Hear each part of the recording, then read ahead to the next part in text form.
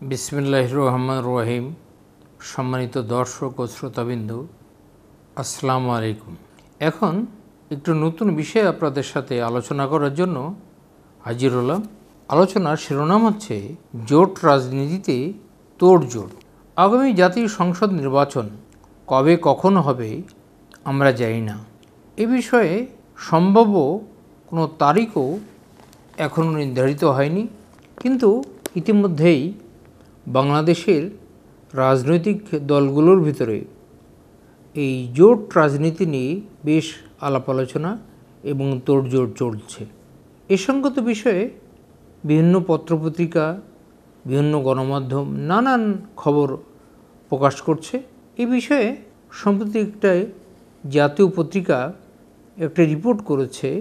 ওই রিপোর্টে বলা হচ্ছে, ত্রয়োদশ সংসদ নির্বাচনের রোডম্যাপ ঘোষণা না হলেও এরই মধ্যে রাজনৈতিক দলগুলোতে বইছে নির্বাচনী হাওয়া। প্রতিটি দল নিজের মতো করে সাংগঠনিক কার্যক্রম পরিচালনার পাশাপাশি অতীতের মতো এবারও জোটবদ্ধ রাজনীতিতে সক্রিয় হয়ে উঠছে। দেশের অন্যতম প্রধান রাজনৈতিক দল বিএনপি বলছে, বিগত সরকার পতন আন্দোলনে যেসব দল তাদের সঙ্গে রাজপথে ছিল তাদের নিয়েই আগামীতে ভোট করবে তারা। নির্বাচনে শরিকদের দেবে আসন ছাড়। বিএনপির সরকার বিরোধী আন্দোলনের এক সময়ের গুরুত্বপূর্ণ মিত্র জামাত ইসলামী নির্বাচন ঘিরে দেশের প্রধান প্রধান দল, বিশেষ করে ইসলামী দলগুলোকে নিয়ে একটি জোট গঠনের তৎপরতা শুরু করেছে। ইসলামী আন্দোলন বাংলাদেশেও ইসলামী দলগুলো নিয়ে মোর্চা গঠন করতে যাচ্ছে। থেমে নেই এই দলগুলো, তারা এক ছাতার নিচে আসার চেষ্টায় তৎপর রয়েছে। সব মিলিয়ে নির্বাচন ঘিরে শুরু হয়েছে নতুন ছকে জোট রাজনীতি এবং জোট রাজনীতির হিসাব নিকাশ।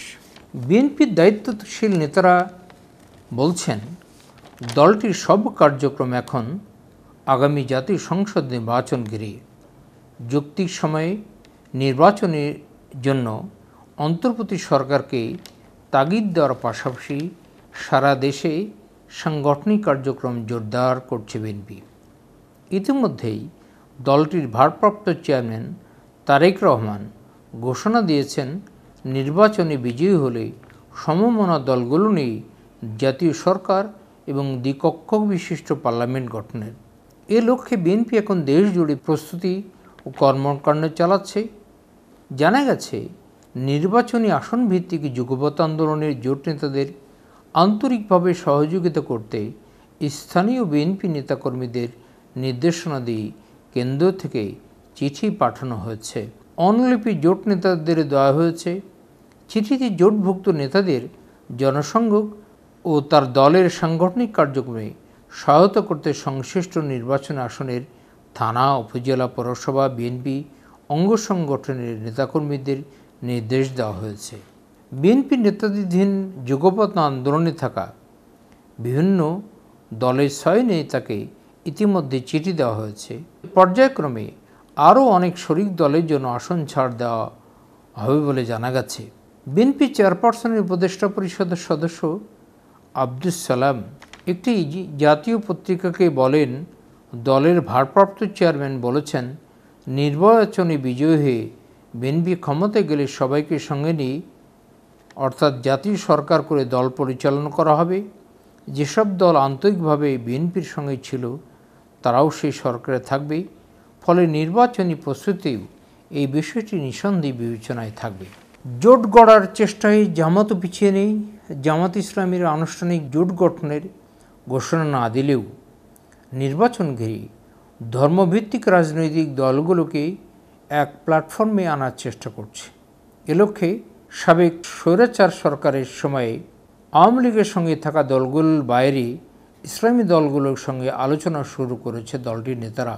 তারা বলছেন, 5ই আগস্ট পরবর্তী পরিস্থিতিতে ভেদাভেদ বলে এক হয়ে কাজ করতে হবে। এটাকে থিম ধরে ইসলাম ধর্মভিত্তিক রাজনৈতিক দল ও বিশিষ্ট ব্যক্তিদের সঙ্গে মত বিনিময় শুরু করেছেন জামাত ইসলামের নেতারা।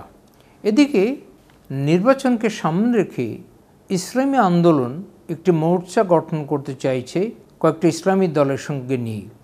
ইসলামী আন্দোলন বাংলাদেশ এই মোর্চা গঠনের বিষয়ে সম্ভাবনা দলগুলোর সঙ্গে আলোচনা শুরু করেছে। দলগুলো নতুন রাজনৈতিক জোট করবে নাকি সমঝোতার ভিত্তিতে আলাদা থেকেই নির্বাচনে লড়বে, এই বিষয়টি এখন স্পষ্ট নয়। মুফতি সৈয়দ মোহাম্মদ রেজাউল করিম চরমনাই পীরের নেতৃত্বাধীন ইসলামী আন্দোলন বাংলাদেশ খেলাফত মজলিস সহ বেশ কয়েকটি দলের সঙ্গে বৈঠক করেছে।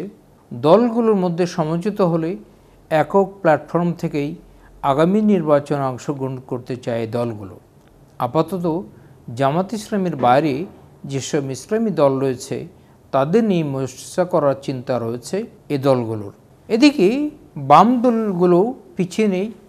বাম দল ও জোটগুলো এক ছাতার নিচে আসার চেষ্টা করছে।